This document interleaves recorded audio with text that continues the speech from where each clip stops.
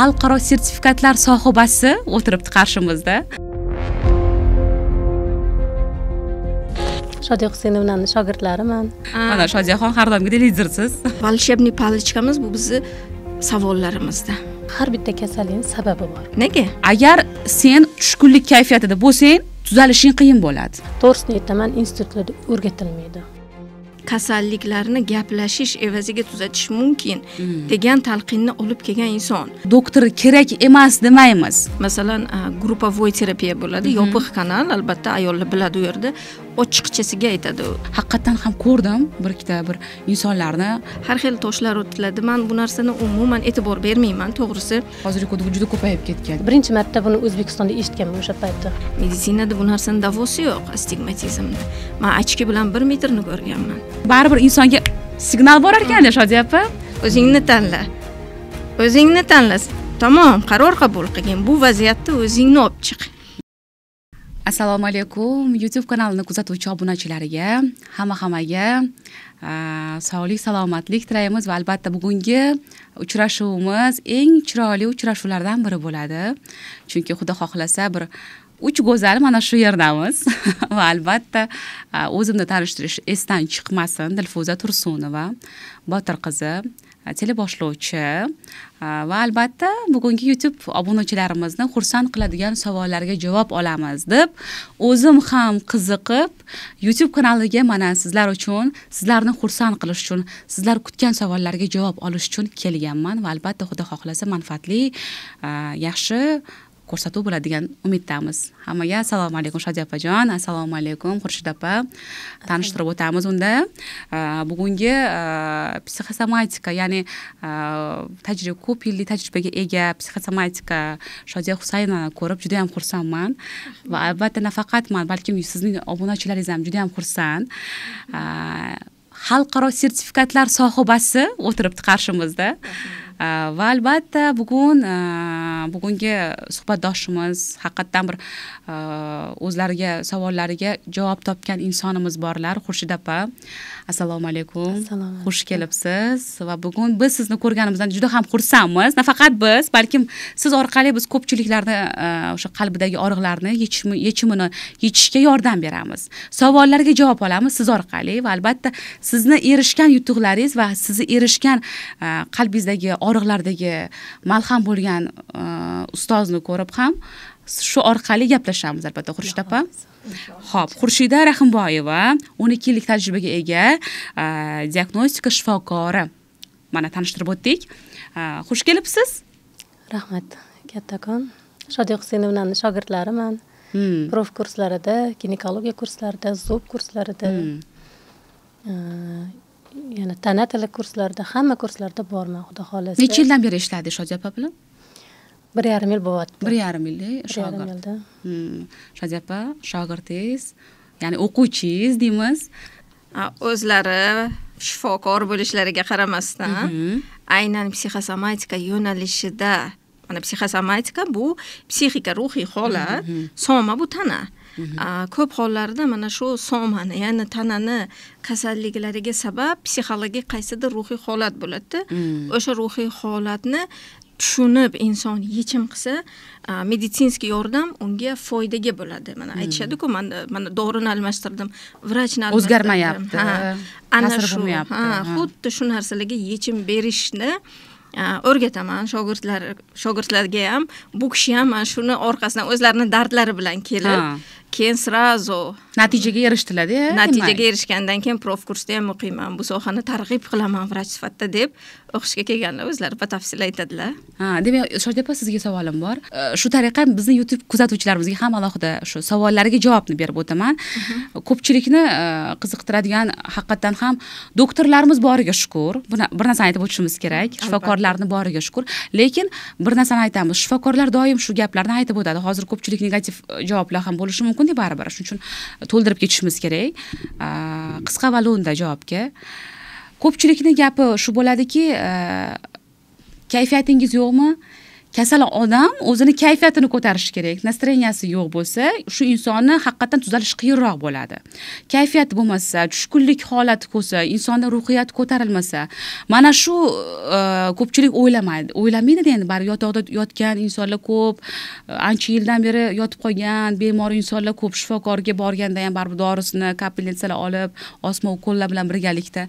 Lekin ko'pchilik shu qalbidagi o'sha og'riq bor, bolalikdagi travmalar, balki bir qanaqadir bir insonni gapira olmagan gaplari qolib ketgan, ona bilan, ota bilan bog'liq, avloddagi balkim bo'lishi mumkin baribir. Insonning fikrida bo'ladi-da baribir. Shuning uchun ko'pchilik insonlar doktor kerak emas demaymiz. Albatta shifokorlarimiz biz sog' bo'lsin deymiz, doim omon bo'lsin, lekin baribir biz o'zimizni miyamizdagi, qalbimizdagi olishuvlar ko'p bo'ladi. Nimaga tushunmaymiz, o'zimiz bilan o'zimiz kurash qilamiz ba'zida. Yechimini bila olmaymiz-da, Shodiya opa, buni. O'zimizdan ko'pchilik hozir hayron bo'lishi mumkin. Yo'q, men bo'laman, uddalayman deb turib, 2 kundan keyin shu inson uddalayotgan inson kasal bo'lib qolishi ham mumkin. Qattiq bosim o'ziga o'tkazib qo'yadi va albatta o'zini qalbidagi og'riq borligini esdan chiqarmoqchi bo'ladi, lekin u esdan chiqmaydi. Qachonki shu holatda o'zi inson ishlasagina, shu baribir shu o'zini ustida ishlab, psixolog, psixosomatika bilan birgalikda shug'ullanib, ishlasa, faoliyat qilib, o'rgansa, shogird bo'lib, mayli shogird bo'lmasin, o'quvchi bo'lib o'rgansagina shu yechimlarga davo topadi. Chunki haqiqatan ham ko'rdim bir ikkita bir insonlarni, hattoki bir o'zim ham guvohi bo'lyapman. Insonlar, doktorlarning o'zi ham aytadi-da, mana Xurshid opa, agar sen tushkunlik kayfiyatida bo'lsang, tuzalishing qiyin bo'ladi. Mana doktor sifatida, shifokor sifatida o'zingiz ham tasdiqlashingiz mumkin bu narsani, to'g'rimi? Har bitta kasallikni biz o'qish paytida institutda o'qitayotganda har bitta kasallikning sababi bor. Patogenezi, masalan, nima sababdan kelib chiqib, etiologiyasini aytganda har bitta kasallikda stress oqibatida deb yozilgan joy bor. Hamma kasallikda etiologiyasida stress bor. Shifokor holatida, misol uchun, shu stress holatida qanaqa yechim berish mumkin? Xurshid opa? Faqat ularga endi shifokorlar uspokоительныйlar berishi mumkin. Lekin psixologический, to'g'risini aytaman, institutlarda o'rgatilmaydi. Psixosomatikasi bilan oldin o'rgatilmasdi, endi hozir bu fanga kiritilib, rivojlanyapti. Oldin qilinmagan bu narsalar. Va hozir bilasizmi, mana hozir psixologlarimiz ham ko'p, psixosomatikalar bilan birgalikda shug'ullanadigan insonlar ham bor, yo'q emas. Va mana shu yechimini ko'rgan insonlaringiz bo'lganda, o'zingiz kelishingizga oldinroq, to'g'rimi? Yechimini ko'rgansiz. Misol uchun shifokorsiz o'zingiz. Baribir necha yillik faoliyat yuritgan, baribir bakalavrgacha necha yillik baribir o'qigan, o'zini faoliyatida ancha muddat qiziqib, harakat qilgan insonlardan birisiz. Shuning uchun baribir psixosomatikaga o'zingiz mehr-muhabbat qo'yib, natija ko'rganingizdan keyin kirib kelgansiz. Batafsil ayting, mana shu natija qanday topdingiz Shodiya opadan? Oldiniga to'g'risini aytaman, meni eng yaqin insonim opam go u joyi, go bu joyi kasallanveradi, men unga aytardim. Senda hech qayerda yo'q kasalliklar paydo bo'lyapti. Seni kasalliging yo'q, anaqada yo'q, nima deydi? Kasalliklar ro'yxatida yo'q. Umuman sen antikvarsan, umuman boshqacha qayerdandir kelib qolganmisan deb kulardim. Go yuragi og'rirdi, go yo'tal bo'lardi. Shunaqa ahvolga kelib qoldiki, u hattoki biz ularni rak bolnitsasiga ham olib borib tekshirtirdik. Yuragidan suv oldirtirdik. O'ta yaxshi bo'ladi-da, jenskiy kasalligi paydo bo'ladi. Uni davolatsa yana boshqa tomoni paydo bo'ladi. Bir kuni aytdiki, singlisi mana shu gruppaga bitta kirib ko'rgan, kasalliklar to'g'risida gapirar ekan, meni vaziyatlarim, meni holatlarim to'g'risida gapiryaptilar. Bitta kirib ko'rgan, eshitib ko'rgan. Bularni taklif qilib. Agar xohlasang, shu ginekologiya kursi bor ekan, ularda miomasi bor. Shu ko'p kasalliklari bor. Men shu gruppasiga a'zo bo'lmoqchiman. Reklama bo'layotgan ekan, deganlarga kirdim. Общий gruppangizga kirdim, eshitdim, qarasam, hammasi birda-bir bizani meditsinaga to'g'ri kelyapti. Anatomiyaga, gormonlarga o'zgarishlarsiz. Faqat ularni fan bilan birga ketyapti-da, birgalikda. Tili, masalan, har bitta organning nima vazifasi borligini bizda, masalan, yurak nima qiladi, qisqaradi, nimadir qiladi, nasos funksiyasi hammasini aytsa, bular o'shani psixologik tomonlama keng yoritib bersa, men to'g'risi birinchi marta buni O'zbekistonda eshitganman o'sha paytda. Men unaqa psixolog eshitmaganman, psixosomatika nimasi u paytda menimcha yo'q edi shekilli. Yo'q bo'lgan, sizni diqqatingizni Diqqat, e'tibor psixologlar ko'p bo'lganligi uchun men balkim kirmaganman. Eshitdim-u, kirdim. Demak, Shodiya opa, siz haqiqatan ham bir narsani aytib o'tishimiz kerak. Shu og'riyotgan oyoqdagi, shu tizdagi og'riq, miyadagi og'riq, kelishmovchiliklar, yurakdagi bog'liqlik joylar bo'ladi-ku. Siz gaplasha olasiz-da. Qarang, buni gaplashishni o'zini tarixi bor-da. Har bitta organni avvalo vrach o'zini ishini qiladi. Vrachlar patologiya bilan ishlaydi. Ya'ni kasallikka vrach yechim beradi. Biz esa o'sha kasallikka olib kelgan psixologik sabablar bilan ishlaymiz. Mana masalan, men o'zi birinchi oliy ma'lumotim bu Buxoro davlat universiteti pedagogikani tugatganman va bu sohada ishlamaganman. Men Rossiyaga o'sha yashashga borganimda, yashashga borganimda tushkunlik bo'ladi. Oliy ma'lumotli ayol, tasavvur qiling, rus tilini bilmaydi. xohlaysizmi qora ishda ishlashingiz kerak. Men bu yerga kim kelmagan, men starsda bo'lganman institutda. Lider. Lider Shodiya. Mana Shodiyaxon har doimgidek lidersiz. Rahmat va har doim xohlaganman. Nimadir qilishim kerak-ku, men ko'rinishim kerak. Men qora ishchi bo'lishni istamaganman. Meni diplomim Rossiyaga o'tmaydi. Podработкаga xalturar deydi. Endi o'shanga borganimda men Xudoning izningizda bu ham bir Dilfuz qarang. Mana shu kafe bo'lsa, naprotiv kafeda meni o'qigan institutim turibdi-da. Восточный европейский psixoanaliz instituti turibdi. Bu men uchun yangilik bo'lgan. Men o'sha ishdan chiqib, o'sha institutga kirishga harakat qilganman. Tabiiyki, meni kirgizishmagan. U yerda удостоверение bilan yoki o'sha studentskiy bilan kirgizadi. Guvohnoma bo'lishi. Ha, keyin yonida, o'sha institut yonida Freydni, Zigmund Freyd psixologiyani otasi, Kushetka muzeyi bor. Muzey pullik bo'lgan. Endi u pul mana bitta xalturamni puli bo'lgan. Men ayamaganman, kirganman. U yerga kirgandan keyin men psixologiya sohasini shu qadarki yaxshi ko'rganman. Men har safar siqilsam, o'sha Kushetkaga kelardim. Va qaror qilganman. Rus tilini bilmagan holda psixoanalizni o'qishni. Freyd o'zi aslida nevrolog vrach bo'lgan. U o'zi fanda mana shu psixologiyada kasalliklarni gaplashish evaziga tuzatish mumkin degan talqinni olib kelgan inson. Va o'sha nevrotichеский расстройство deymiz. Endi uzr so'rayman, avvalo ruscha so'zlar ishlatganim uchun, chunki bu narsalarni o'sha rus tilida o'qidim-ku. Ya'ni o'sha nevrozni oddiy xalq tili bilan aytganda yechimlari bu travmatik ruhiyatda qolib ketgan tugunlar evaziga deydi va Freyd juda ko'p narsalarni bizga qoldirib ketgan. Men u institut tugatganimdan keyin tabiiyki bu fanga ishtiyoqim, bu fanga muhabbatim oshgan, albatta rus tilini o'rganganman o'rtada. Keyin aynan psixosomatika demaymiz, yangi germanskiy meditsinani asoschisi o'zi vrach bo'lgan. Onkologiyadan kasallangani uchun doktor Hammer bu sohani o'rganib chiqadi va aytadiki, har bitta organni biologik vazifasi bor. Mana hozir aytibdilar, Xurshid opa, yurak qisqaradi, kengayadi. Yurakni biologik vazifasi o'sha qonni nima qilish, haydab berish, o'sha nasos vazifasini bajarsa, mana klapenlar qisqaribdi yoki stent qo'yibmiz deymiz. Nimaga o'sha klapen qisqardi? Nima sababdan degan savollarni berishimiz kerak. Mana mutaxassis psixologlar sifatida. Psixosomatika bilan shug'ullanish uchun albatta klinik bilim bo'lish kerak.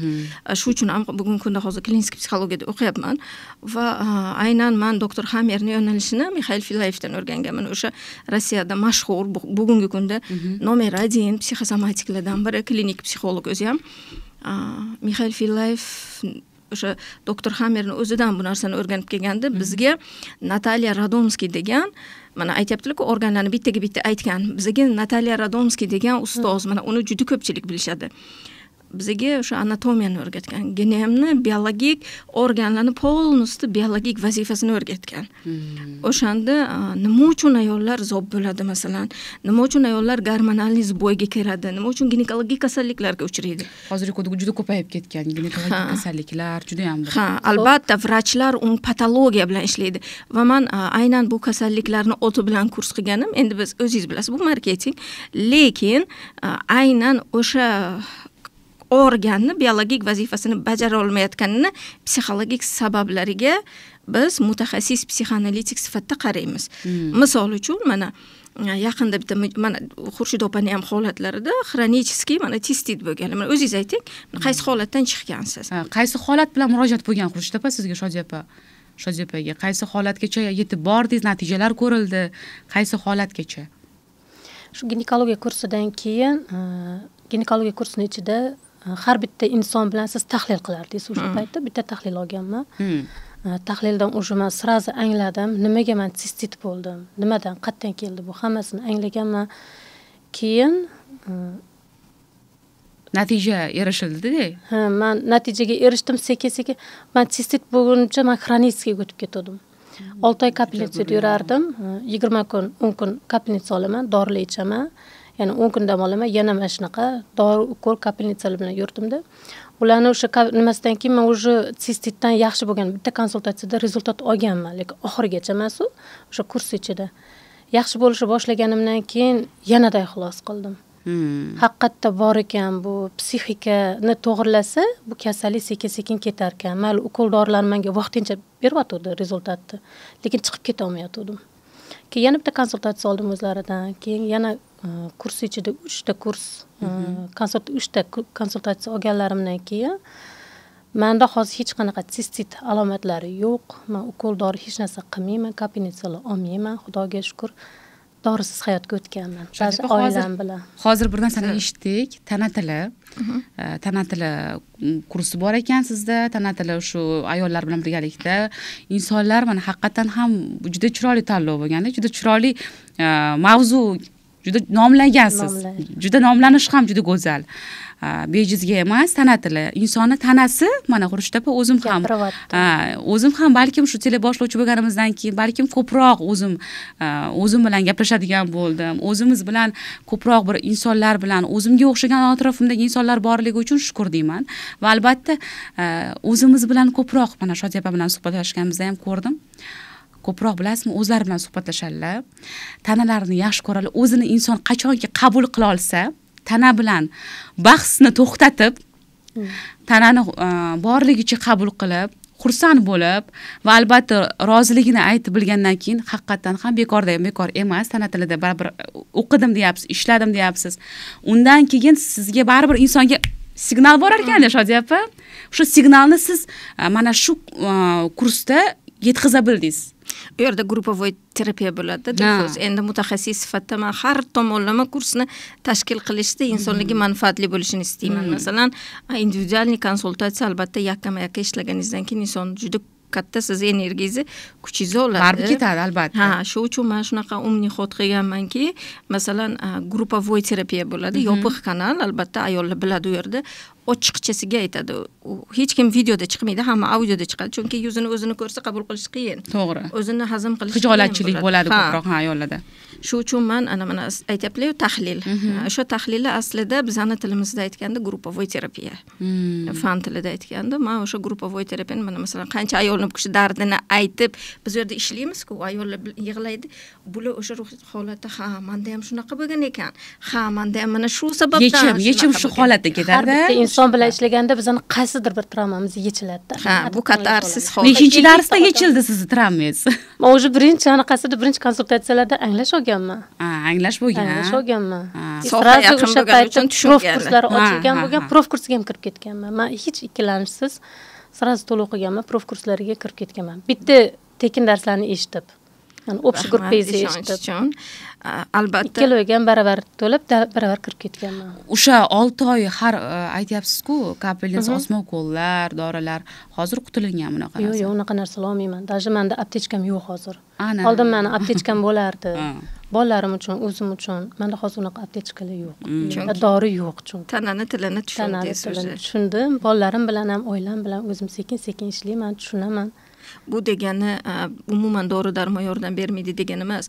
Ba'zida shunaqa mana masalan psixotropni dorilar ham vrachlar yozib beradi, kerak. Ba'zida shunaqa stress holatlar bo'ladiki, inson masalan kuchli mana masalan nizapni avariyaga uchradi, yaqin inson olamdan o'tdi yoki mana shu bugun ham ertalab juda ham yaxshi bir hamkasbimiz olamdan o'tganini eshitdik. Kutilmagan holat bo'ldi men uchun ham bu narsa, lekin sразу ikkita bolasi qoldi yetimda, misol uchun. Va juda ham kuchli mutaxassis edi, lekin ba'zida mutaxassislar ham o'zi bilan ishlashi uchun undan da kuchli mutaxassis kerak. Hech qachon o'zini ustida ishlashni to'xtatish kerak emas-da kerak inson. emas. Har doim inson To'g'ri. izlanishda, harakatda, revolyutsiya jarayonida bo'lishi kerak. Har doim o'z ustida ishlash kerak. Mana masalan biz rak degan diagnozni eshitsak, tamom, o'sha o'limga tayyorlanamiz. Mana seminar bo'ldi, yaqinda Xudoga shukr, men bor edingiz, bitta qiz rak holatida keluvdi, onkologiya больницасidan keluvdi. Shu qiz, rasmlari ham bor, men uni istoriyada qo'ydim. Shu qizga o'sha seminarga kelishdan oldin men bitta konsultatsiya o'tganman. Va konsultatsiyada nima bo'ladi? Psixodiagnostika bo'ladi. Psixodiagnostika nima degani?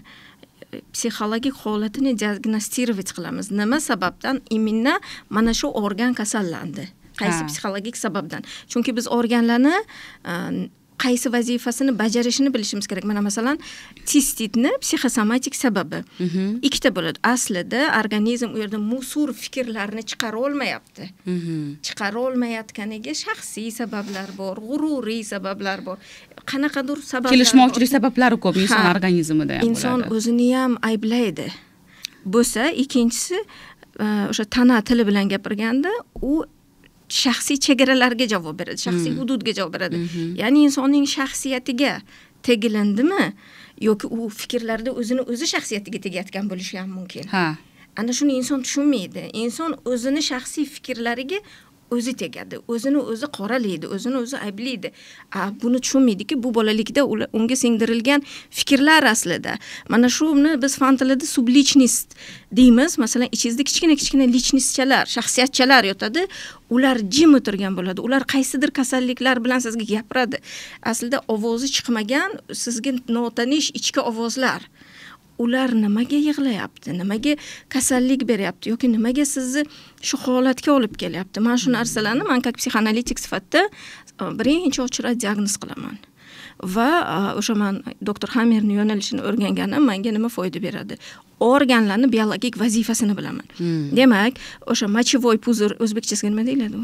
Quvuq. Quvuq o'zini vazifasini bajara olmayotganiga sabab nima? U filtr vazifa. Mana masalan, qonni siydikni siydikda pochka ajratgandan keyin quvuq u chiqarish kerak. Miyaga quvuq chiqarguncha orqa miyaga birinchi signal bo'ladi. Mana orqa miyaga signal bo'ladi. Orqa miya o'rta miyaga, главный sentrga, gipofiz gipotalamusga beradi u signalni. Bo'shatishga ruxsatni gipofiz gipotalamus beradi. Bo'shal degandan keyin quvuq bo'shaladi. Endi nimaga u signal постоянно berilyapti? Nimaga tistit u birinchi yallig'lanish terida, infeksion, albatta tistitni o'sha paytda kasalga vrach yordam beradi. Ginekolog vrach bu holatdan olib chiqadi. Lekin buni metastaza bermasligi uchun, ruhiyatda mana shu yerda spokойно bo'lish uchun, o'zi kasal bo'lsangiz qanaqa ruhiy zarba, ruhiy zo'riqish. Ana o'sha ruhiy zo'riqishlarga biz yordam beramiz. O'sha ruhiy zo'riqishlarni kelib chiqish sabablariga yordam beramiz. Ko'p miyada aylantiraverish ham bu juda bir yomon-da, baribir ruhiy zo'riqishga olib keladi. Kasal bo'ldi endi, mayli shu dorini ichishim kerak, ichmasam yana hozir davom etadi, yana qaytalanaman, yana shuncha olgan leching ham shunda bo'ldi, ketdi degan miyada ko'p fikrlar aylanishi, bu haqiqiy ruhiy zo'riqish va yana bundan da battar bo'lib qolishi mumkin-da, yallig'lanish bo'lish. Xuddi shunaqa. Shu uchun ham biz har bitta mijoz bilan ishlayotganda birinchi ochirad vrachga bordingmi deb so'raymiz. Chunki vrach yordami birinchi o'rin. Albatta kerak. Albatta birinchi o'rin. Biz unga qo'yilgan diagnostikalarni so'raysiz. Yo'q, diagnostikasini so'ramayman, chunki men vrachlarning ishini tushunmayman, bilmayman. Vrach emasman, men klinik psixologman. Demak, men hali talabaman bu sohada, lekin mana psixosomatikani geneyimni o'rganganman. Конечно, menda psixoanaliz bor fundament. Psixoanalizni o'zi sizni bir kam shu mutaxassis vrach bo'lishingizgacha ham olib keladi, lekin albatta vrachlikka davoyim yo'q. No demoqchi bo'lganim, vrach patologiya bilan, срочный yordam bilan ishlasa, ekstreniy pomoshlar bilan ishlasa, biz o'sha holatiga yordam beramiz. Bizni ishimizni tushunish kerak. Ko'pchilik menga siz vrachmisiz deb murojaat qilishadi, yo'q deyman. Mana shunaqa holatlar bo'lgan, men olib chiqib ketganman, Allohga shukr. Men o'zingiz ham guvoh bo'lgansiz, Xurshid opa. Reanimatsiyada yotgan bo'lgan ayol, bola epilepsiya bilan, bola sudurgi bilan. U bu yerda albatta vrachlar bolaga yordam beryapti, bolani qutqaryapti, lekin onaning ruhiy holati bilan hech kim ishi yo'q. To'g'ri, vrach u yerda o'zining ishini qilyapti. ona esa u yerda kuchli xavotirda, kuchli напряженностьda farzandi uchun. Albatta, ona o'sha yerda farzandini shu holatga olib kelgan vaziyatlarni o'ylaydi, kimnidir ayblashi mumkin, miyasida kim bilandir jang qilishi mumkin. Onaga ham ruhiy podдержка kerak-ku. Onani ruhiy tanasini bola his qiladi. To'g'ri. Ona xotirjam bo'lmaganda tanada bola qanaqa xotirjam bo'lsin? Mana shu holatlarni biz onaga yordam beramizki, bola tezroq davolanib chiqib ketishi uchun. Shunaqa holatda men ishlaganman. O'sha reanimatsiya bo'limidan kimdir meni primoy efirimni eshitgan. O'sha yerda больницада meni primoy efirimni qo'yishgan ayollar palatada endi. O'sha primoy efirimga o'sha ayol kirib menga savol berganlar. Va men o'sha savollarga javob berganimda o'sha ayol yig'lab o'rgan. Eng birinchi uy sharoitida qilish kerak bo'lgan yechimlarni berganman. O'sha yechimlarni berganimdan keyin mana misol uchun auditoriyaga ham yechimlarni berishim mumkin. Sizni qiynayotgan vaziyatlarni siz insonlarga ayta olmasligingiz mumkin, lekin uni siz o'tirib yozish jarayonini o'zi sizni yig'latadi. Yig'ladingiz, baqirdingiz, bo'g'ilib qoldingiz, nevajna, muhim emas. Muhimi siz o'shani to'kib sochishingiz. Vaziyat bo'ladi ba'zida, mana masalan bizda stress, hamma kasalliklar stressdan deydi-ku, mana Xurshid opa. O'shanda mana adrenalin gormoni butun tanaga tarqaladi, to'g'rimi? Butun tana o'sha paytda 3 ta ruhiy holatga tayyor bo'ladi, Dilfuz.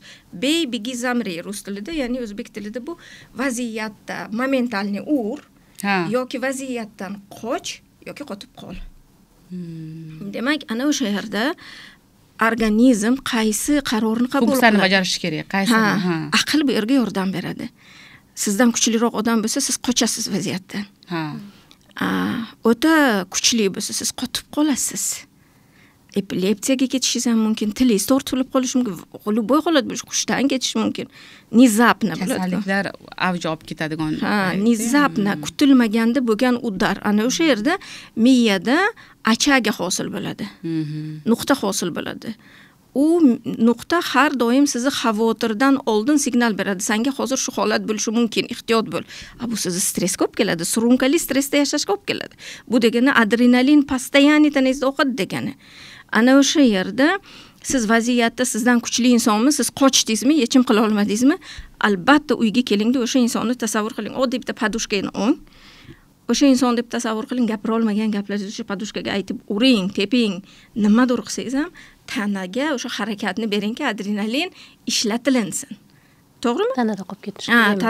Tanada qolib ketsa, mana o'zingiz bilasiz patologik holatlar nimalarga olib keladi. Bizning vazifamiz o'sha stress holatida travmasiga tegib, o'sha insonni travmasini yechadigan savollar berish.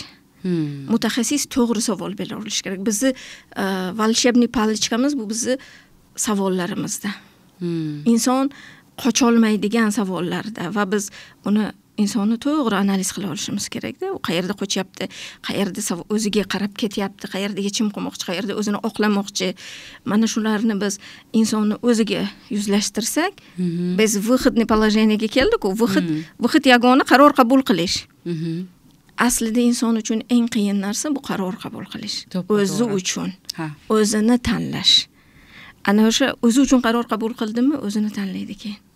Bo'lmasam onam aybdor, otam aybdor, qaynonam o'zini aybdor qiladi keyin inson. Hammani ayblaydi. Ko'chiradi bu tuyg'ularni, mana Freydning tilida aytganda, perenos, kontrperenos. Lekin bilasizmi, butun umr shu hammani ayblaydigan insonlar ham bor, atrofimizda yo'q emas. Biz tavsiya qilardik, iltimos, kelinglar.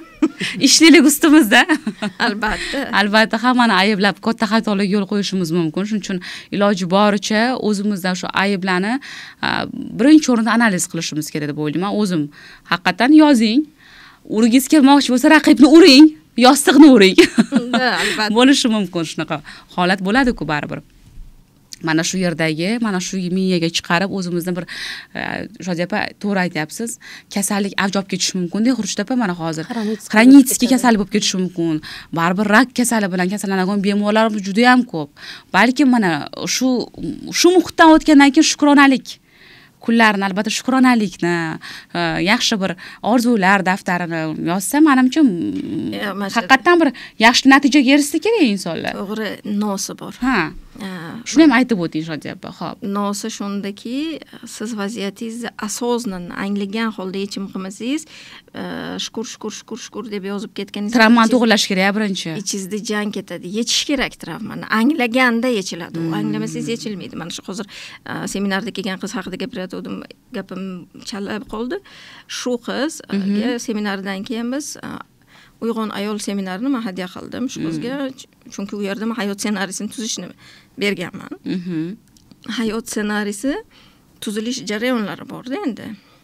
O'sha jarayonlariga birin-ketin yechimlar berilgan va gruppovoy terapiyalar bo'lgan. O'sha seminarni eshitgandan keyin kechqurun yozyapti. Shunaqangi endi to'lib toshib yozyaptiki u qiz, nahotki men qayerdadir yashayotgan ekanman. Nahotki mana siz rak bo'lgan inson, o'zini tanlamagan inson degan gapingiz meni shundoq miyamni ochdi. Men o'zimni haqiqatdan ham tanlamagan edim deb. Mana sizda ham bo'lgan shu holat Xurshid opa? Shunaqa. Sizni mana patsientlaringizda Xurshid opa mana shuni o'zingiz tilingiz bilan ayting. Bizga Qanaqa patsientlar bilan mana masalan menga murojaat qilgansiz? Mana shunga qanaqa psixologik yordam bersam bo'ladi deb. Shodiya opani yo'nalishlari bilan, maslahatlari bilan har bitta masalan klient deydi, patsientlar bilan ishlayotgan Siz uchun patsient bo'ladi. Patsient bilan ishlayotgan paytda maslahatlashaman, so'rayman. Quloq kasalliklari bilan ishladim. Ko'p bo'ldimi? U kasalliklar ko'p. Kasalliklar nimalarni angladingiz? munosabatli. Mana shu yerda quloq bilan ishlab. Quloq kasalligi bilan juda bir ko'pchilik tanishimda ham bo'ldi Shodiya opa. Bu hozir albatta mana YouTube kuzatuvchilarimiz ham ichlarida, o'sha ichida hozir bu narsa haqiqatdan ko'payib ketgansan adashmagan bo'lardim. Men tushuna olmasdim. Albatta o'zim ham shu orada patsient bo'laman sizga. Nima uchun baribir bilasizmi o'sha balkim Xurshid opa, men eshitmaganman hali bu mavzuni, lekin aytib o'taman. Quloqda balkim quloq kasalligi bilan deyotganingizda o'zim fikrimcha, o'zim anglashimcha, o'sha yoqtirgan insonlarning shirin so'zlari, shirin gaplari, haqiqatan bir yaqin insoningizni shirin ovozi, sog'ingan so'zlar, sog'inilgan gaplarni eshitish uchun ham bo'ladimi shu kasallik bo'lgan? Shunaqa bo'ldimi? Savolga javob? Unaqa ham bo'ladi. Eshitgisi kelmagan gaplarni eshitganligidan. Demak, men to'g'ri. Qanaqa bo'ldi siz patsientingiz holati? Patsientim holati yaxshi, unda rak qo'yilgan unda ham. O'rta quloqda. O'rta quloq qaysi to'qimadan boshqarilishini aniqladingiz? Aniqlab o'sha munosabatda unda ham bolalik travmasiga borib taqaldi.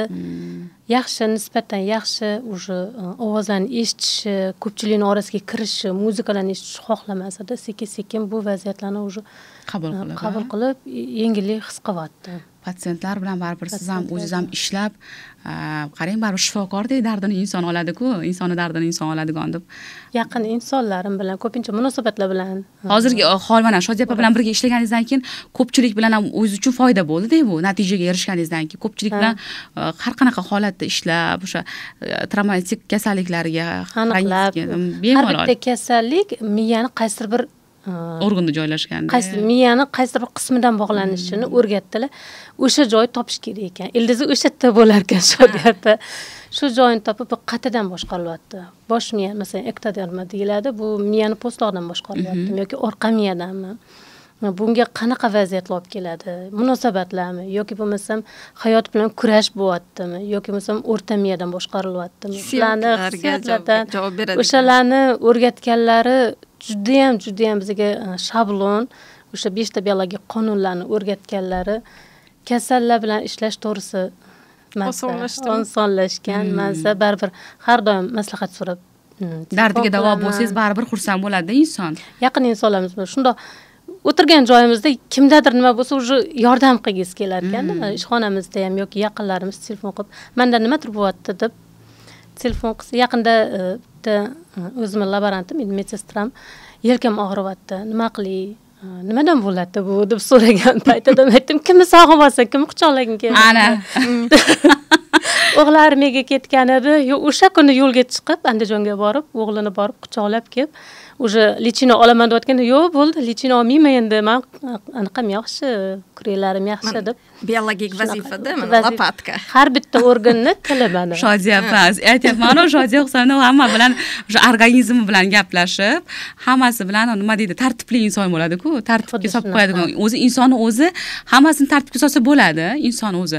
Men o'sha agarda men dan kelib chiqadigan bo'lsak, agarda men o'sha har doimgidek shu hamma joyga keraklik, mana endi tushunyapmiz-da, baribir shu san'at sohasida teatralniy institutni bitirganimizda ham ustozlarimiz, domlalarimiz, professor domlalar, teatr aktyor aktrisalarimiz kelib aytishardi, agarda men vazifasini avvalo sahnaga chiqasan, sen hali homilador bo'lmagan qizsan, aktrisasan, sen hali turmushga chiqmagansan, lekin sen kelin vazifasini o'ynashing kerak.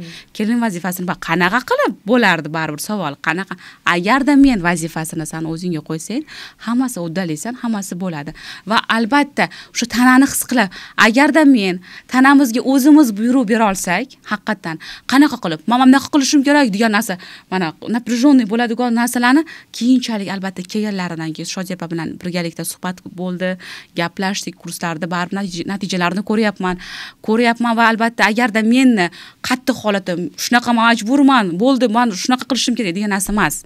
Tana bilan sekingina mulohaza qilib, gaplashib, suhbatlashib, erkalab uni xohlagan o'sha o'zini xohlayotgan ishini qilib berishga harakat qilib gaplashsagina ekan, hammasi amalga oshar ekanda. Tartibli inson o'zimizda qolgan gap ekan, Shodiya opa. Xuddi shunaqa. Insonning o'zida qolgan gap ekan. Kasal bo'lish ham, kasal bo'lmaslik ham. Baribir issiq jonimiz. Hozirgi kunda muzqaymoq yeb qolsak ham kasal bo'lib qolamiz. Xurshid opa, baribir shifokorsiz, bilasiz. Lekin baribir natija o'zimizda qolgan ekan, Shodiya opa, shu qabul qilishni singdirasizda o'zingizga. Hozir marojni yesam, tomog'im og'riydi. Yoqiladi, lampochkamiz yoqilib qoladi. Aynan shu joyda qanaqa savolda gap ekan. To'g'ri savol bersa, har qanday kasalga to'g'ri savol berilsa, o'sha yechimni o'zi qila oladi. Va shifokorlarimiz ham qarang, psixologik, psixosomatika bilan ham shug'ullanishimizni xohlar ekanda, insonlar baribir shifokorlarimiz qarang. Men xursand bo'laman, Shodiya opa, bemorlarga nimaga настроениyangiz yo'q, nimaga kayfiyat yo'q, qachon kayfiyatingiz yaxshi bo'ladi, tezroq tuzalasiz. Bunaqa yotib bo'lmaydi bemorlar. Bemor o'zini yaxshi his qilishi kerak. Qachonki shukr, tushkunlik kayfiyatda bo'lsa-ki, albatta tuzalish qiyin bo'ladi shu insonni. Baribir shifokorlarimiz ham har doim o'sha inson o'zini qabul qilishi, tezroq tuzalishni o'zi o'ylashi, albatta yaxshi taraflama hammasini xayollar, hammasini yaxshi tarafga yo'naltirib, to'g'riga qarab, yashil svetofor qarab yo'l olsak, demak hammasi yaxshi bo'ladi. Albatta. Chunki mana masalan shifokorlar hozirgi kunda juda xudoga shukr deyman, psixosomatika sohasini izlanishib, o'rganishib, endi o'sha davr bo'lgan, o'rgatilinmagan institutda hozir o'rganishyapti. Bizda shunaqa imkoniyat yaratildi. Mana masalan, siz kelib, siz bilan mana qancha odam mendan o'rganyapti. Nimada ruhiyatda защитный funksiya, himoya mexanizmi bor-da, Dilfuza.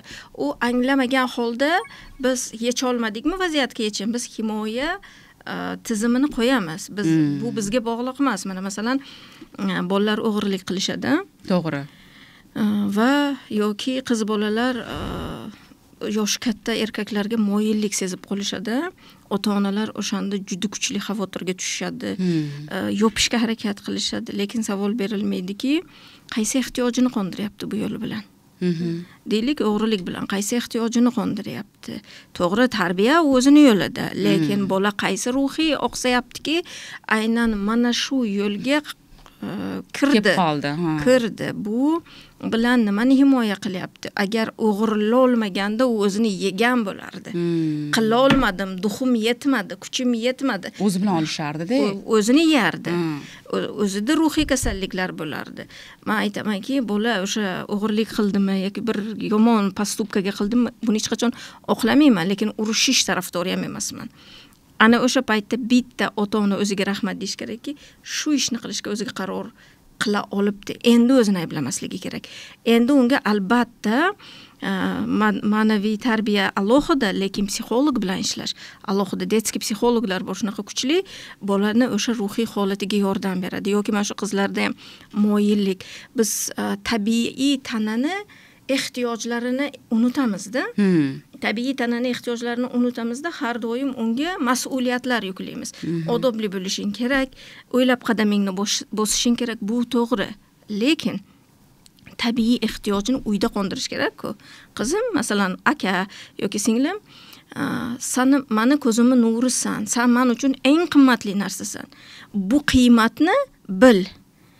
akani g'ururi ekanligini bu qiz biladimi? Demak, men qiymatliman. Bir yigit gapirayotganda yoki bir inson munosabatda kirayotganda akaga qiymatli ekanligini tushunadi-ku. His qilib turadi albatta. Agar aka o'ldiraman, ko'rasan, unaqa desa qarama-qarshilik paydo bo'lib qoladi insonda. Nafaqat qarama-qarshilik, u tananing tabiiy ehtiyoji protivoположный polga, ya'ni qarama-qarshi polga ehtiyoj his qilishi, u o'sha orqali o'zini kerak-kerakmasligini his qiladi. O'sha yigitning e'tibori, bu davr bor shunaqa o'sishda, o'smirlikda. O'shani e'tibori unga kerak, u o'sha e'tibor bilan o'ziga baho bera boshlaydi. Ana o'sha yerda afsuski bugungi kunda mana qutqaruvchi pozitsiyalarda bor. Mana Karpman o'zi ham aslida psixoterapevt, vrach bo'lgan. Karpman o'zining uch burchagini yaratganda, mana qutqaruvchi bor, jabrdiyda bor, kuzatuvchi bor. Ana shu o'zi bitta inson. Bitta inson rollarda o'ynaydi. Bu rollar замкнутый круг. Ya'ni insonga yechim yo'q. Bir vaziyatda u qutqaruvchi bo'ladi, bir vaziyatda u kuzatuvchi, bir vaziyatda u jabrdiyda. Mana shu vaziyatlarga nimaga u qayta-qayta kiryapti? Qaysi ruhiy holatini olib kelyapti? Bularga biz yechim beramiz. Mutaxassis sifatidagi shu kasalliklarga olib bormasligi uchun ruhiy bosimlarda yashash oqibati yaxshi emas. Demak, mana shu holatga kelish bu aslida bolalikdan shakllanadi. Inson bolalikdan shakllanadi. Mana men o'g'illarim hozir yuksalish maktabiga boryapti-da. Xudoga shukr, shunaqa xursand qildi meni. Mana shu baraka topsin, nima Eshonqulov ismlari esimdan chiqdi. Muhammad Ali Eshonqulov yaratgan shkola o'sha 2-kun boryapti-da Dilfuz bugun. Shunaqa kelyaptiki, aya bugun aytayotgan gapida, ayajon deydi, mana bo'ladi, uchta o'sish davri bo'lar ekan. Vaholanki men buni onalarga o'rgatganman. Mana eshitgansiz? Sizda endi kelyapti bu. Shuni olib kirgan maktabga ko'ryapsizmi? Zo'r struktura, hamma ota-onaga sovetovat qilaman Muhammad Ali Eshonqulovning shkolasida o'qishini. Va aytayaptiki, uchta davr bo'lar ekan. Aya, mana bola 3 yoshdan 7 yoshgacha ota-onani qaramog'ida bo'lish kerak ekanda, o'shanda hech narsa singdirmasligi kerak ekan. Neudachnik bo'lishiga insonni ota-onasi sabab ekan aslida. Singdirilgan fikrlarni analiz qilishni biz o'rgandik. Keyin, значит, sizlar qanaqa ekansizlar desam agar, ikkalasi ham kulib aytayaptiki, biz samostoятельный ekanmiz. Va biz o'zimizni fikrimizni ayta olar ekanmiz. Spasibo, mama, тебе за это deyapti. Vaholanki mana shu uchta davrni to'g'ri u yerda o'sish nima bilan berilyapti. Bizda psixologiyada salgina boshqacharoq, lekin ildiz o'sha bola o'sa, mana bolalikdan shakllanadi inson. Bugungi kunda u o'sha jabrdiyda pozitsiyasida yashash yoki bolalarga aytadi-ku, ona sizlar uchun chidab yashadim otangga.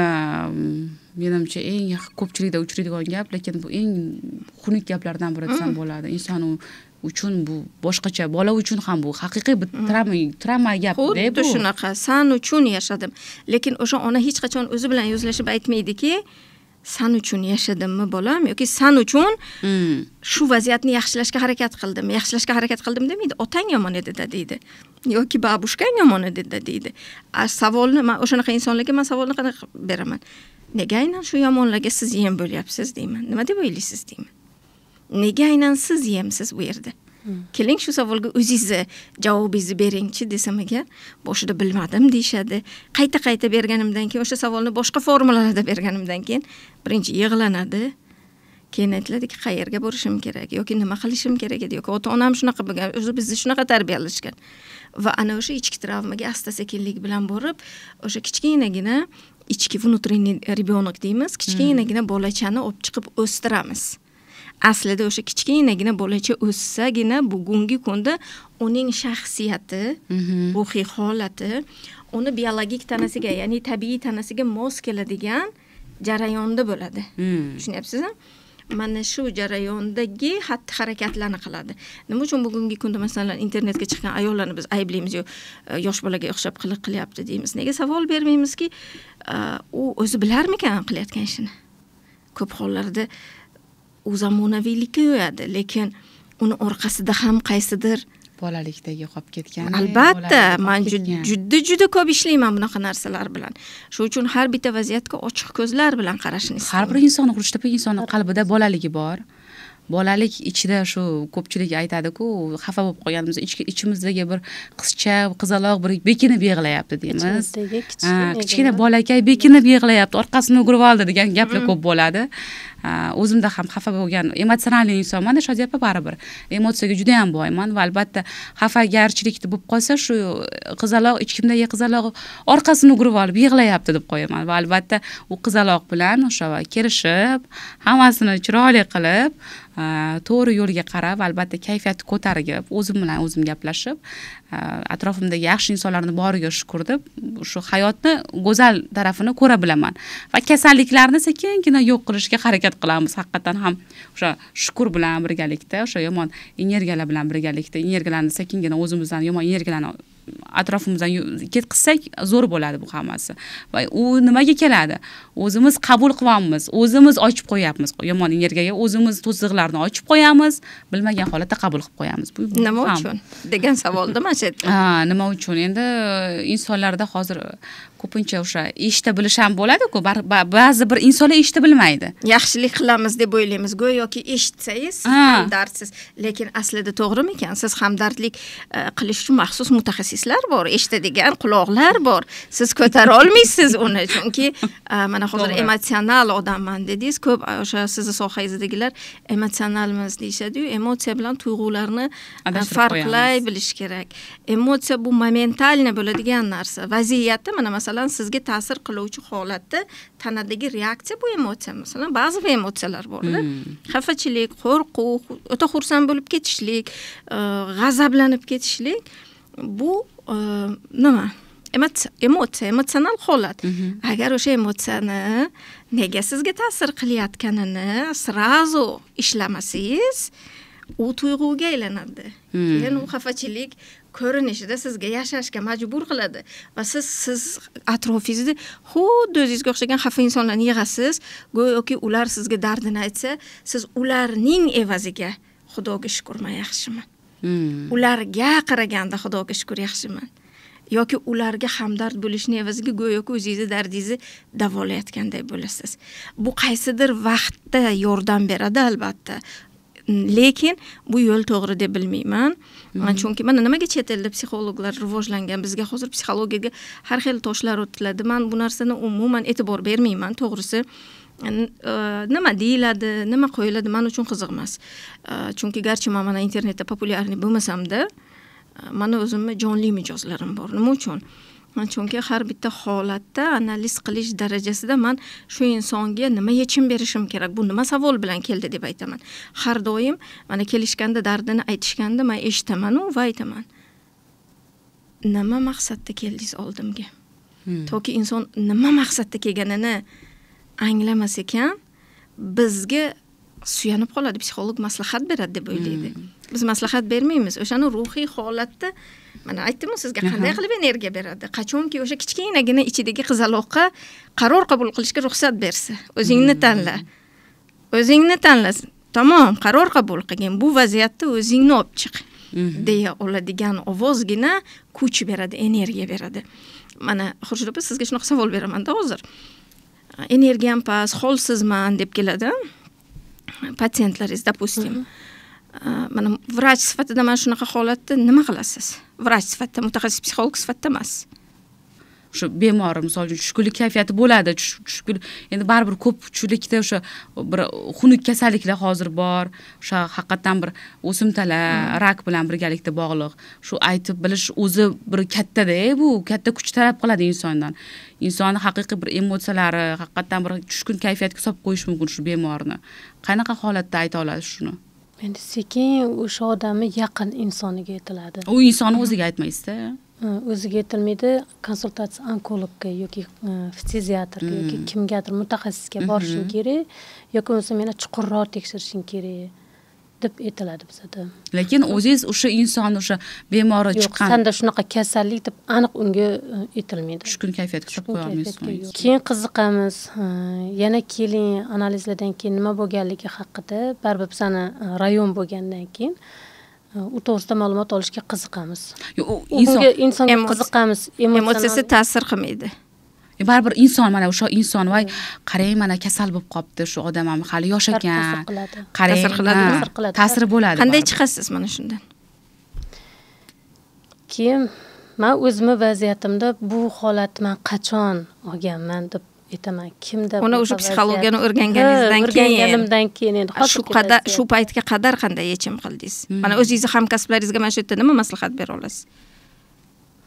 Men o'zim hamkasblarga agar bunaqa kasal bo'lsa, albatta psixolog yoki bo'lmasa psixosomatologga murojaat qilishlarini xohlardim. Chunki aytayotgandek, har bitta kasallikni kelib chiqish sababi bor. Masalan, suyidami, aynan nima sababdan, qaysi emotsional, qaysi fikr orqasidan bu kasallik kelib chiqdi? Suyi bo'lsa yoki qaysi bir boshqa organ bo'lsa, u nima sababdan kelib chiqqanini faqat psixosomatolog biladi. Aynan shu mutaxassisga borib, uni ichidagi emotsional holatini, vaziyatlarni, hammasini, qarorlarni qabul qilib, anglashni olgandan keyin bunga yordam beriladi baribir. Mana suyakning vazifasi borda, mana shu yerda hozir suyak mavzusini ko'tardik. Suyak tanani ko'tarib turuvchi opora deymizda, endi tayanch. Tayanch suyaklari bor. O'zi suyakning o'zi bu tayanch. Organizm suyaksiz yig'ilmaydi, go'sht oddiy. Va ana o'sha suyak nega yemiriladi? Nima uchun yemiriladi? Buni masalan meditsinada aniqlanmagan faktorlar evaziga deyiladi, mana shu yerda. Yallig'lanish. Yallig'lanish yoki boshqa. Genetika ham bo'lishi mumkin, Shodiya opa bu. Qarang, qondan ham o'sha avloddan avlodga o'tib keladigan kasalliklar ham bor-ku, shu oq qonda, shu suyak yemirilishida. Mana meditsinada bu narsa 2% tasdiqlangan, to'g'rimi Xurshid opa? 2% gina. Bu juda past pokazaniya. Bugungi kunda epigenetika rivojlandi. Shunaqa inson o'tgan 100 ga yaqin yashagan, shu inson 100 yoshga yaqin, точно esimda yo'q, yashagan yillari Schutzenberg degan ayol, fransuz. U ayol birinchi bor insonni ajdoddan ajdodga o'tadigan kasalliklari emas, o'tadigan yashayotgan ruhiy holatini isbotlab bergan. Men uni qilgan ilmiy ishlarini o'qiganimdan keyin bugungi kunda o'zim ham hozir mana radologiyaga o'qiyapman. Bugungi kunda o'sha radologiya faniga asos solgan inson, Allohga shukr, tirik, 74 yoshdalar. Larisa Nikolayevna yaqinda mana xalqaro konferensiya bo'ladi 14-15-da. Psixologlar, psixoterapevtlar uchun juda ham zo'r sharoit yaratib beryapti mana shu assotsiatsiya, psixologlar assotsiatsiyasi. Mana bu 2-yil juda zo'r texnikalar, psixotexnikalar o'rgatiladi. Men har yil ham bunaqa konferensiyalarda oldin ham qatnashganman, hozir ham qatnashib kelaman. Taklif qilingan joylarim bo'lgan, Allohga shukr. Va ana o'sha yerda o'rgatiladigan texnikalarda ham Larisa Nikolayevna ishtirok etadi. Men Samarqanddagi mana shu yil bo'lib o'tgan xalqaro seminarda ham ishtirok etganimda ilk bora Larisa Nikolayevna bilan yuzlashdim. Bu insonni men tasavvurimga sig'dirmasdim O'zbekistonga kelib leksiya o'qishini. Radologiya faniga asos solgan. Turmush o'rtoqlari bilan birgalikda. Nima degani radologiya? Endi aytmoqchiman. Rod bu bizning sillolamiz. Mana shu, mana hozir savolingizga javob, avloddan avlodga o'tish mumkinmi? Avvalo biz avlod bilan ajdodni farqiga borishimiz kerak. Ajdod bu bizning ota-bobolarimiz, avlod bu bizdan keyin tug'iladigan insonlar. Suv har doim oldinga qarab oqadi. Har doim oldinga qarab o'qadi. Biz eng zo'r bo'laylik. Men har doim bu gapni aytaman. Eng zo'r professor bo'lmaymizmi? Biz ota-onamizga aql o'rgata olmaymiz. Hayot sistemasida o'rindan chiqamiz. Lekin bu alohida tema. Bu hayot ssenariysida o'rgatiladigan narsa. Lekin savolingizga javob shuki, ota-onalar bizga hayot yashash ruhiy holatini beradi. Tasavvur qiling, har doim tushkun kayfiyatdagi ona. Yoki har doim onasini kasal holatini ko'rgan bola. Bor tajribamda bo'lgan erkak. Onasi shu ruhiy kasalliklar shifoxonasida bolaligida ko'p tushgan. Va bu bola kichkina bo'la turib onasiga ovqat olib borgan. Bu holatda bu bola qanchalik o'sha bola o'laroq bolaligida uni bo'shlig'i qoladi. Ya'ni u onasining himoyasiga muhtoj, onasini uni maqtashiga, qo'llab-quvvatlashiga muhtoj joylar bo'sh qoladi. Bugun biz ayollar erkakni xiyonatida ayblaymiz. Erkak xiyonat qildi deymiz yoki erkaklar bir nechta ayollar bilan yurishiga uni nafsiga borib taqaymiz. Lekin hech bo'lmasa men xohlardimki shuni psixologik tomondan qaranglar, nega u moyilligi bor? Bu moyillikka ruhiy ehtiyoj bor. Ana o'sha men qachon shunaqa insonlar bilan ishlaganimda har doim kelib chiqadiki, onadagi qo'llab-quvvatlash ko'p hollarda yetishmagan. Onani adabreniyasi, onani qo'llab-quvvatlashi bolada bo'shlik holatda qolgan. Va mana shu Schutzenbergdan keyin ham juda ko'p ilmiy ishlar qilingan. Uni ilmiy ishi keng ommaga olib chiqilingan. Balkim uni o'qiganlar O'zbekistonda menga o'xshab bordir, bilmayman. Va uni har bitta ishida ruhiy holat, mana masalan, deyliga meni o'zimdan kelib chiqib aytadigan bo'lsam, menda 4-chi pokoleniya prababushkam получается ilmli ayol bo'lgan. Juda ilmli ayol bo'lganlar. Aynan o'sha zamonasida 900-yillarda yashagan.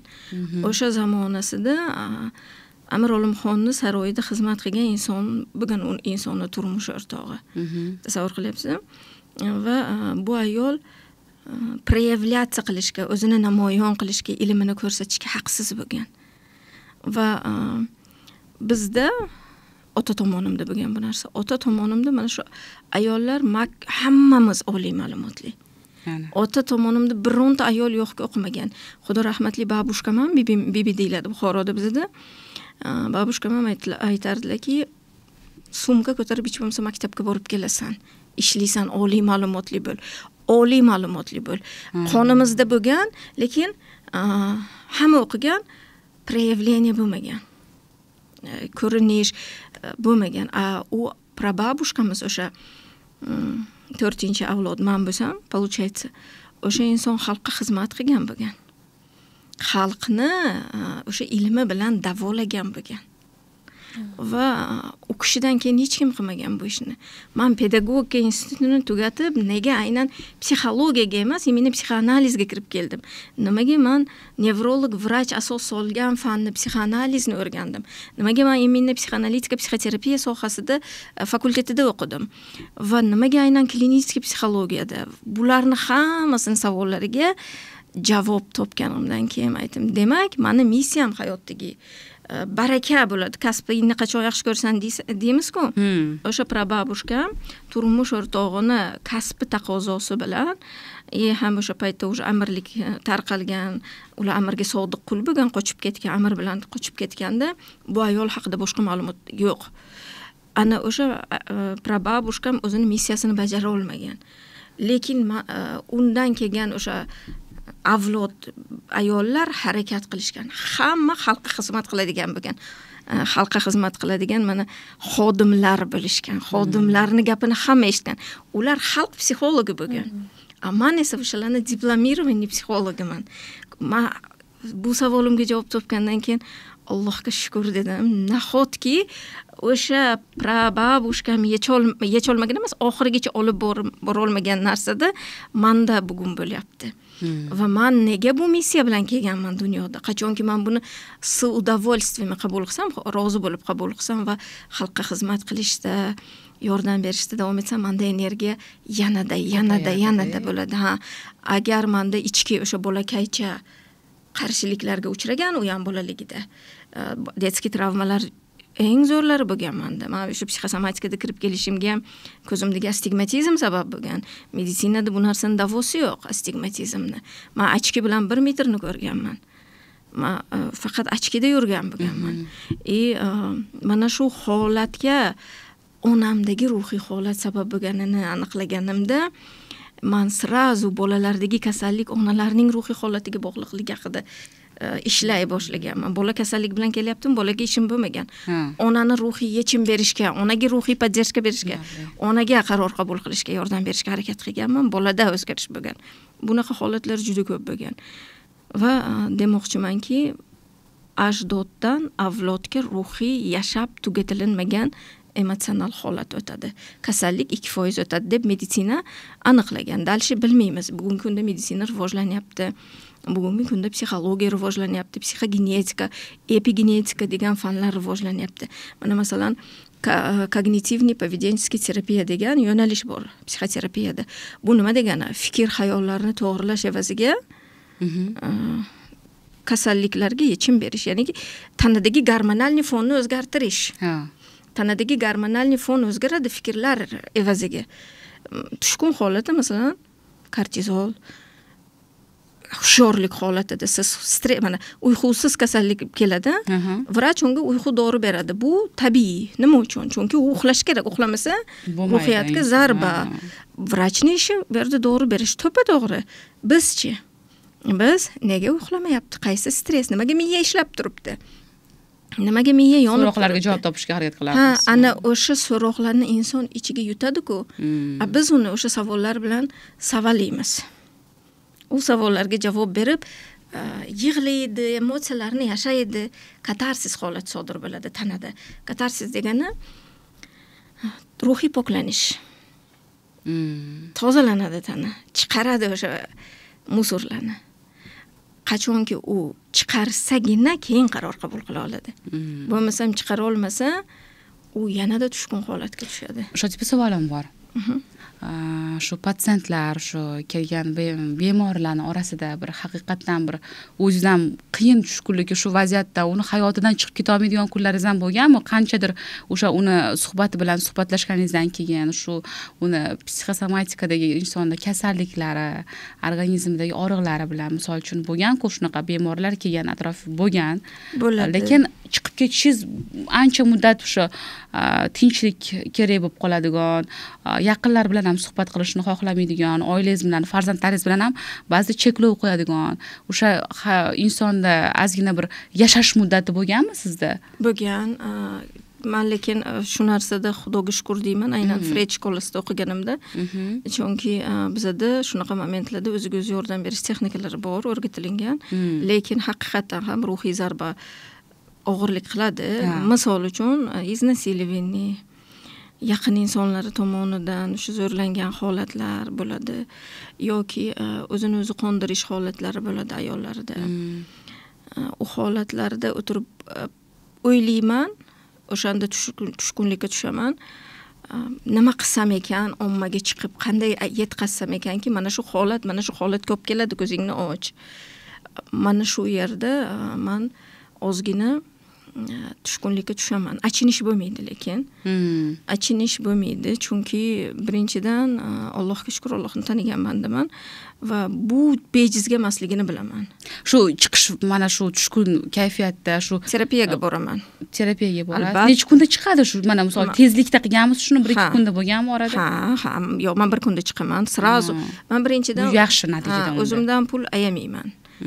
Chunki men boradigan terapevtlar narxi normalniy summada, katta miqdorda talab qiladigan. Chunki men o'zimdan kuchlisiga borishim kerak. Bo'lmasam qabul qila olmaysiz, to'g'ri. Bu to'g'ri. Nafaqat qabul qila olmayman. Men masalan, siz uni ishdan xato topib turasiz mutaxassis sifatida. Siz uni analiz qilib ketib qolasiz. To'g'ri. Siz shunaqa kuchli insonni qo'liga tushishingiz kerakki, u sizni siqib suvingizni ichsinki, sizda o'sha emotsional holat yashalishi kerak. Shuning uchun men har doim albatta o'zini ustida ishlagan inson vaqt sarflagan, umr sarflagan, o'zini bahosini qo'yadi. Va bugungi kunda nimaga psixologiya sohasi qimmat degan savolga bu bitta ham javob oson narsa emas, oson holat emas, ruhiy holat bilan ishlash.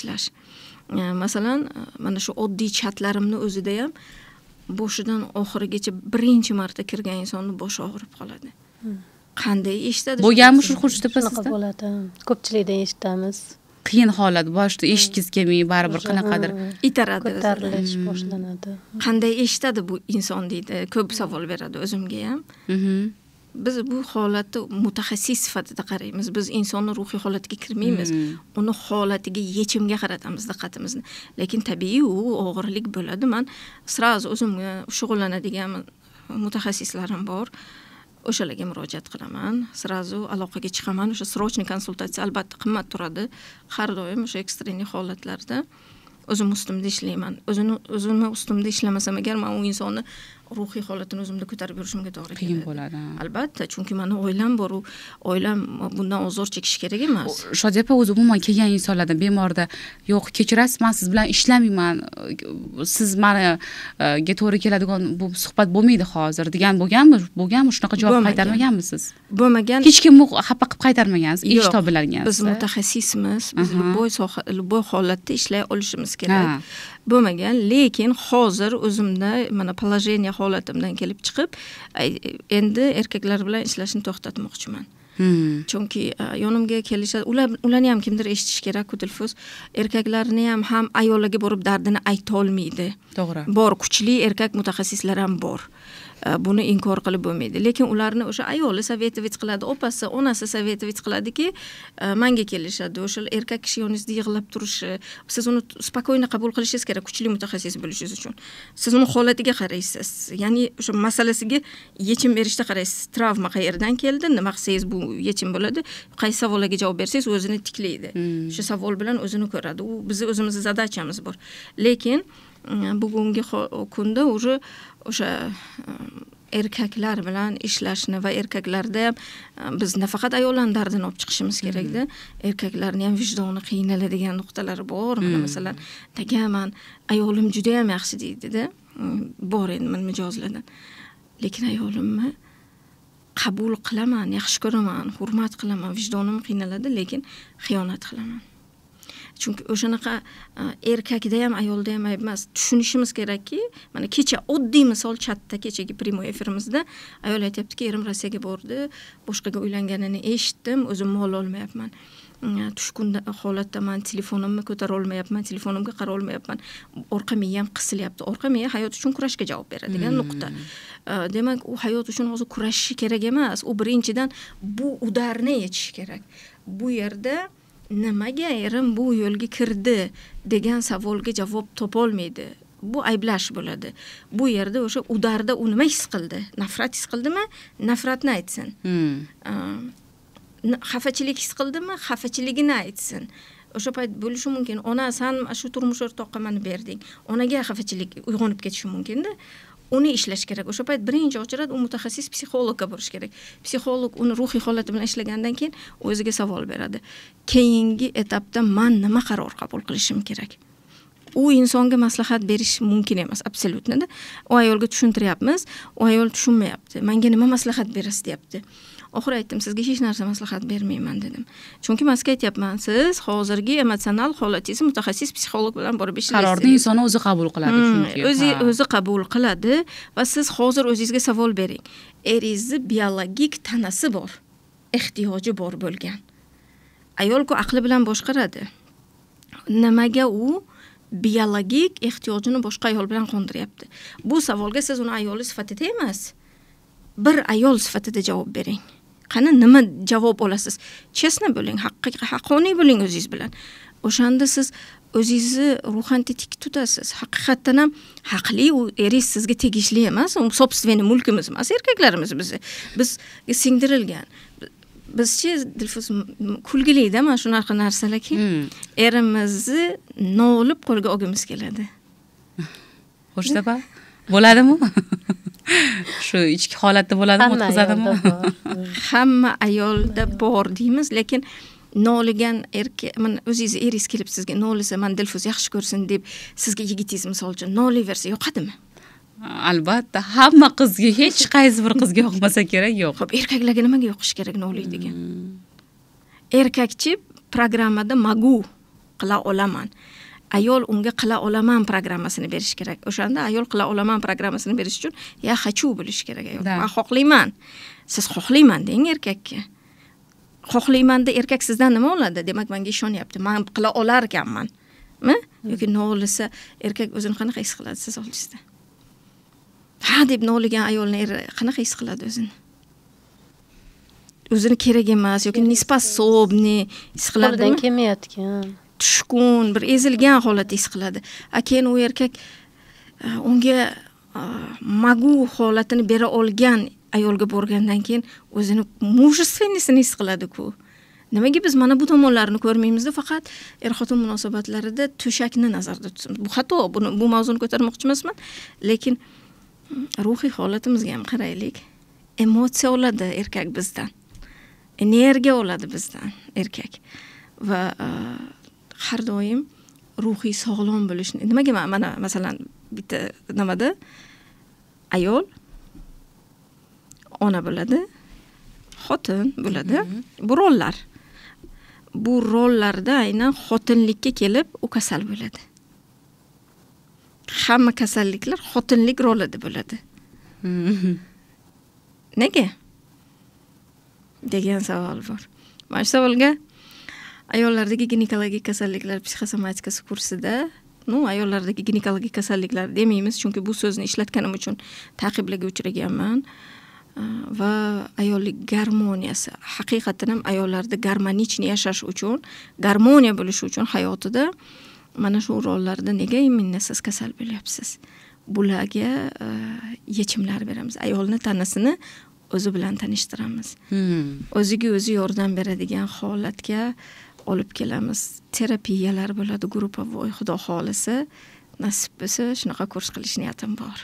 Juda ham yaxshi, albatta. Yaxshi yangilik bo'ldi. Zo'r bu, xudo xolasa. Ko'pchilik ayollarning albatta talablarga binoan savollarga javob bo'ladi, albatta, xudo xohlasa. Inshaalloh. Xurshid opa, qalbingizda o'sha qiziqtirib turgan savollar bormi yana? Shodiya opaga to'g'ri keladigan.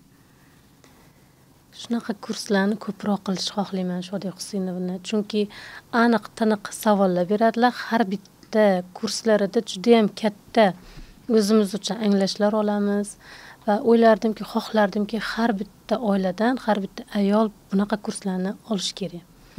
Chunki bu bilimlarni o'zbek ayollari bilishi kerak, hayotida qo'llash kerak.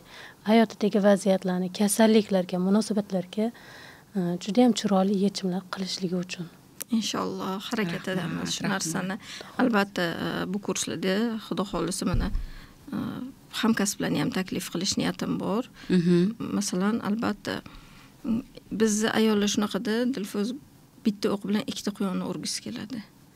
Siz deydi garantiya berasizmi? Hech kimga garantiya bermaydi. Hozirgi kunda hech narsaga garantiya yo'q. Oldin ham bo'lgan, bu hech kimga garantiya bermagan. Vallohu alam deb gapiramiz.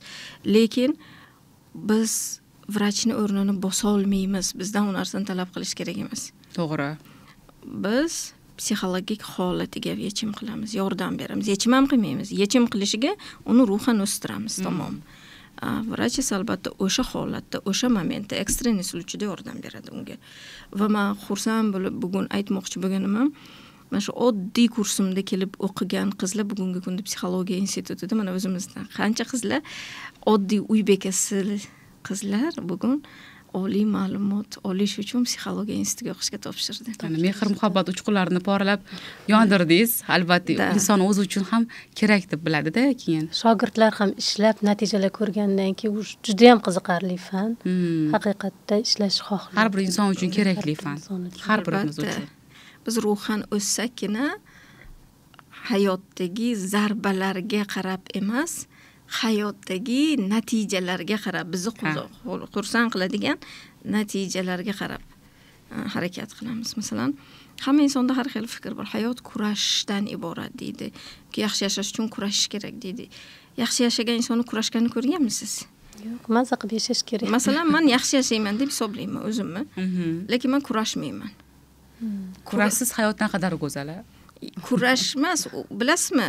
Hamma narsada hayot, mana sistemada hayot o'zi aslida sistemalardan iborat. Mana Isak Nyuton ham aytgan-ku, men fizika qonunlarini Alloh yaratgan qonunlardan olganman. Alloh taoloning ham bizga bo'lgan talabi bor. Bu yer yuzida biz yer yuzini bulg'ab yashasak, biz albatta unga javob beramiz. Gunohkor bo'lamiz, deymiz, diniy til bilan aytganda. Biz yer yuzida foydali ishlarni qilsak, o'zimiz xursand bo'lamiz. Albatta. O'zimiz energichni bo'lamiz, o'zimizdan qoniqamiz. O'shanda biz addushi xudoga shukr deymizmi? Ana o'sha xudoga shukr degan darajada yashashni men tarafdoriman. Muammolar juda ko'p hayotda. Muammosiz hayotni o'zi yo'q. Nima qilish kerak? Uni masalaga aylantirib yetish kerak. Uni muammo qilib xaltaga solib ko'tarib yurish kerak emas. Uni masalaga aylantirib yechish kerak. Tamom, uni yechish uchun bugun bitta formulasini yecharsiz, ertaga ikkinchisini yecharsiz. Sizda u tajriba bo'ladi-ku, siz o'sasiz-ku, to'g'rimi? Hamma rivojlangan insonlar o'zini omadsiz hayotini aytib beradi. Nega? Dars olsin deb. Aslida ular ham o'sha masalalarga aylantirib yechgandan keyin bugun o'sishgan. Bugun cho'qqiga chiqishgan. To'ppa-to'g'ri. Doim hamma o'sha bizni YouTube'da kuzatadigan yurtdoshlarimiz, obunachilar faqatgina yuqori cho'qqiga chiqishni tilab qolamiz. Marrani albatta marraga chiqasiz, faqatgina o'sha qalbingizdagi mehr muhabbat uchqunlari porlab tursa, atrofingizda yaxshi insonlar bo'lsa, o'zingiz anglab bilsangiz, albatta chiqasiz. Shodiya opa, to'g'rimi? Albatta. Bugungi suhbatimiz juda ham chiroyli bo'ldi, to'g'risi. Xurshid opa. Menga ham yoqdi. Savollarga javob bo'ldi. Maza qilib haqiqatan dildan suhbat bo'ldi. Kerakli savollarga javob bera olgan bo'lsak biz obunachilarga ham juda ham xursand bo'lardik. Baribir qanaqadir bir kichkinagina bir yordam bo'lgan bo'lsa ham, yordamga javob bo'lgan bo'lsa ham bir insonni albatta eng xursandchiligimiz desak adashmagan bo'lardim, to'g'risi. Shodiya opa, suhbatimiz xudo xohlasa davom etadi. Davomiy bo'lsin. Bugungi kunimiz manfaatli va albatta mana shu boshlangan suhbatimiz mana tomosha qilgan insonlarga ham manfaatli bo'ladigan bo'lsa, biz bundan juda ham xursandmiz. Xurshid opa, sizga alohida rahmat. Rahmat.